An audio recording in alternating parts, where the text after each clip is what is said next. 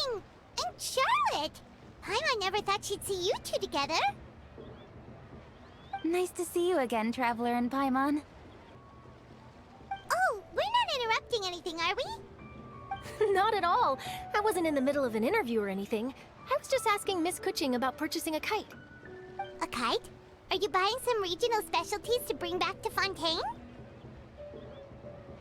Well, yes. And...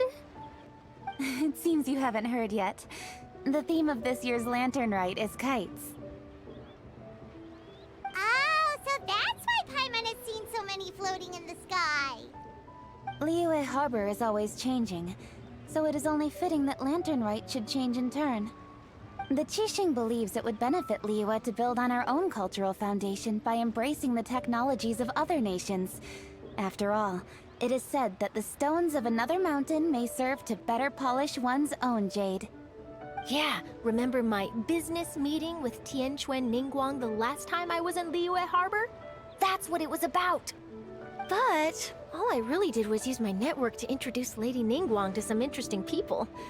I'm not sure that quite counts as fostering cooperation. In the end, we decided to combine Liyue's traditional art of kite making with Fontaine's mechanical vertical lifting device. Mechanical lifting device? Sounds pretty impressive. But don't kites just use the wind to fly? Why would you need to add something mechanical? Well, you've actually just answered your own question, Paimon. How high and far a kite can fly depends as much on the weather conditions as on the skill of the person holding the string. But as soon as there's no wind, you can only flail about helplessly like a sweet flower medaka out of water. Experience doesn't matter at that point. Exactly. Liyue is now a nation ruled by humans after all. It's about time we had the power to make a kite fly, don't you think? Plus, the easier we can make it to enjoy, the more people will want to participate. Right? I also thought it was a novel idea. Plus, it shouldn't cost much to do. With Miss Charlotte's help, everything has gone smoothly. Our new mechanical kites are already available to purchase from a stall in the harbor. We're having trouble keeping up with demand. We also gave quite a bit of thought to the price. We didn't want it to be too much more expensive than a traditional kite.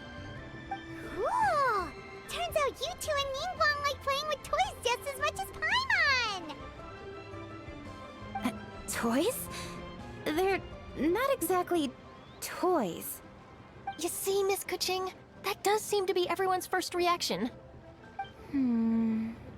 Although kites are one of our most time-honored cultural relics, outside of their use in certain ceremonies, I suppose they're considered playthings more than anything now. But to me, there's so much more than that. Think for a second about how remarkable it is that a flimsy paper kite attached to a string has the capacity to touch the sky. It is this light piece of paper that also carries the weight of Liyue's cultural traditions. There's an old poem that goes, "O kite born of paper, flying true and sound, a lone traveler wanders, just waiting to be found." In the past, poets from Liyue used kites to symbolize a feeling of longing, or evoke the peacefulness of idyllic rural scenery. If the people of today can derive enjoyment from this activity, they will not only be more likely to better appreciate the tradition, but also to pass it down to the people of tomorrow. That's the Kuching we know, always thinking 5 steps ahead of anyone else. Well said, Miss Kuching. I've learned quite a bit myself. As long as you're willing to listen, I'm happy to share. I also know quite a lot about the various folk traditions related to kites. For example, whenever a kite blew away, people would say it was the Adepti that summoned the wind to take it away as an offering. That way, you can turn an unfortunate event into an auspicious one. What about something more fun? Do you know anything like that? More fun. Let me think. Oh, I suppose we should first talk about how kites are made. It's another one of our precious forms of traditional craftsmanship. My grandfather told me that back when he was a boy, children learned the art of kite making step by step from their elders. First, you use the thin strips of bamboo to construct the frame. Then, you draw a design of your choice on a piece of paper, paste it onto the frame, and tie on the string. Then, you look towards the sky and release the kite to soar among the clouds. Some people write down certain names or desires on their kites, cut the string, and let them fly free. Others may place particular thoughts or meaning into the design itself. Are certain designs associated with certain meanings? I'm gonna jot all of this down. Well, for example, kites in the shape of a butterfly typically symbolize freedom, happiness, or the desire to break free. Fascinating. What else can you tell me? The scissor-tailed swallow is the most classic design.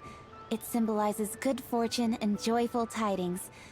Different colors also have small variations in meaning.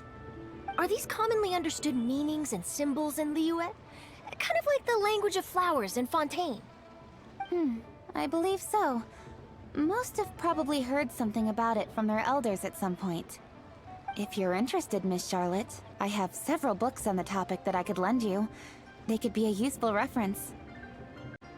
That would be a huge help! Great! Looks like I've got the outline for quite the article on my hands. Perfect! We're gonna take a look around. Then I'll show Miss Charlotte to my home for a little while. I almost forgot. The Ministry of Civil Affairs is hosting a kite flying contest on the night of Lantern Rite. If you're interested, you're more than welcome to bring a kite and participate. The rules are simple. Whoever flies their kite the highest and furthest within the time limit will receive a special honor along with a secret prize. I've already prepared more than enough empty film for the event. I can see the spectacle already.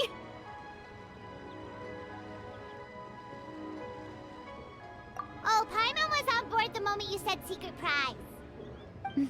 Then I'll look forward to seeing your performance. You bet! See you then!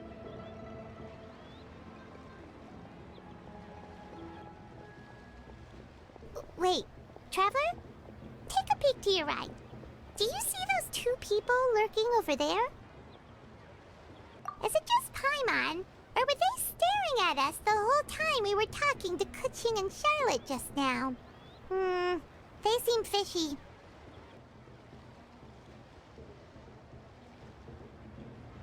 Huh. Well, yes, but something's up. Paimon just has a bad feeling. Do you think they could be treasure hoarders? They always seem to be stirring up trouble during Lantern Rite. Oh, Paimon's sick of waiting around for something bad to happen. We should strike first, you know. Foil their plans before they even begin. You go right, Paimon will go left.